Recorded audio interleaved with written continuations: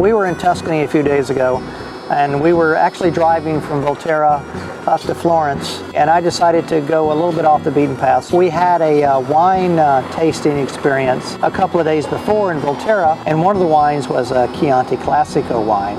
So I thought, well, you know, since we're driving up there, why drive on the highway? Let's go on the small road, the Chianti Road, and we'll drive through the Chianti region. We went really off the beaten path because I got off the paved road even, and we went on this dirt road way up the hills, up through the vineyards. We were right in the heart of the Chianti region.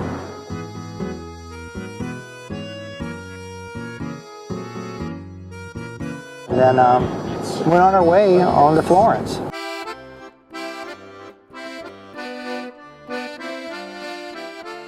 Up above Florence, there are two opportunities to see a cityscape scenic overview. One of them is where all the tourists go, to Piazzale Michelangelo. I really like to venture a little further up beyond the Piazzale Michelangelo and visit the church on the hill called San Miniato al Monte. From there, it's quiet. There's maybe 20 people or so up there, and you have another grand, fantastic view and overlook of the city without all the hubbub of tourists and buses and cars and everything going by. The Florence metro area is quite large, but if you just concentrate on the historic city center, you actually could walk from the Arno to, say, the Accademia, which are the two extremes of things you want to see, probably in just strolling in 30 minutes. Walking at David McGuffin pace, you could do it in 15, but you don't really want to do that. But so it's very compact, and that's why I really enjoy being in Florence. So we're going to walk down here to a couple of the markets, hit the Duomo.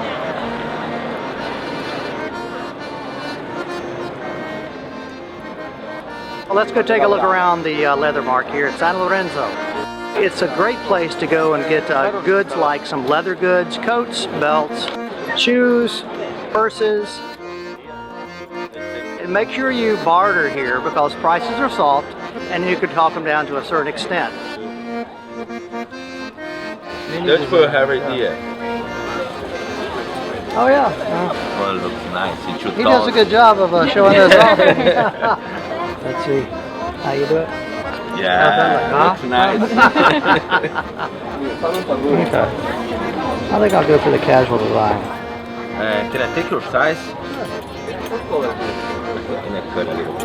Because the belt from Italy is adjustable.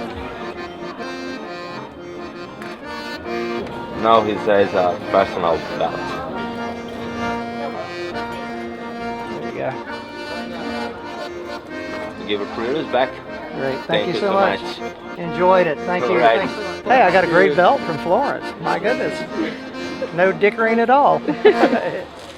The Duomo is actually the Cathedral of Florence. It's called Santa Maria della Fiore, Saint Mary of the Flowers, and it was built in the Middle Ages and then capped right at the beginning of the Renaissance with the dome built by Brunelleschi, which is a big feat because nothing like that dome had ever been built from the time of the Greeks and Romans for over 1,000 years.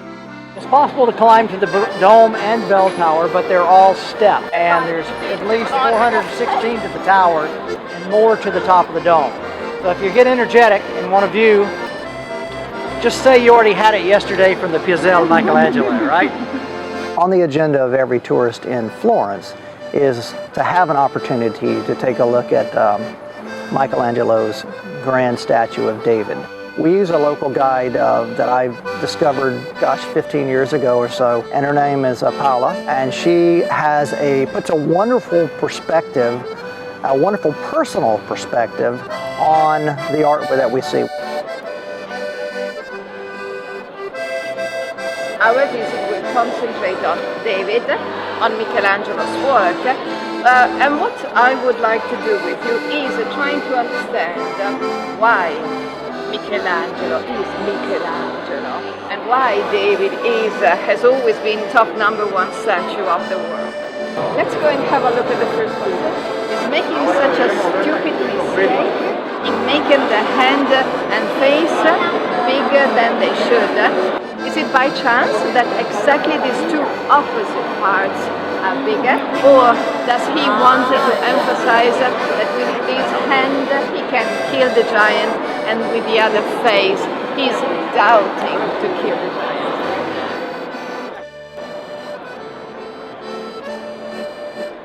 What I like about Paola is that she cuts away from the dryness of facts and kind of gives a visual perception and lets you make decisions. And she makes it personal to everybody. So that's why I like hiring her as a guide here in Florence. You'll see that tomorrow as you go through the artwork and the Pizza Gallery as well. Now let's see if you paid attention yesterday. Oh dear. Okay? Test time. Look at the painting.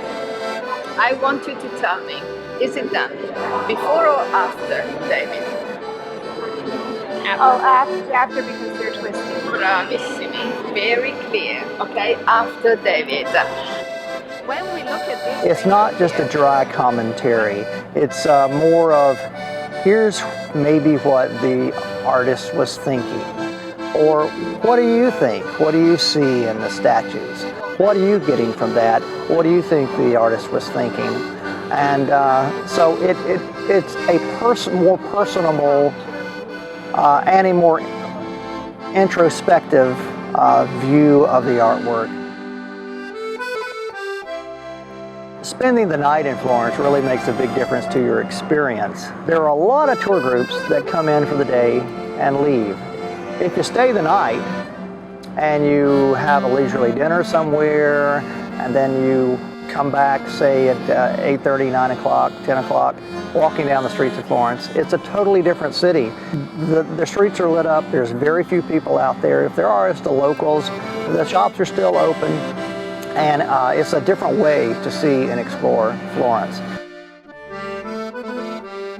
And that's why I really enjoy being in Florence, because you can, if you have a hotel right in the city center, which we do, then 10 minutes in any direction, you're right in the heart of it.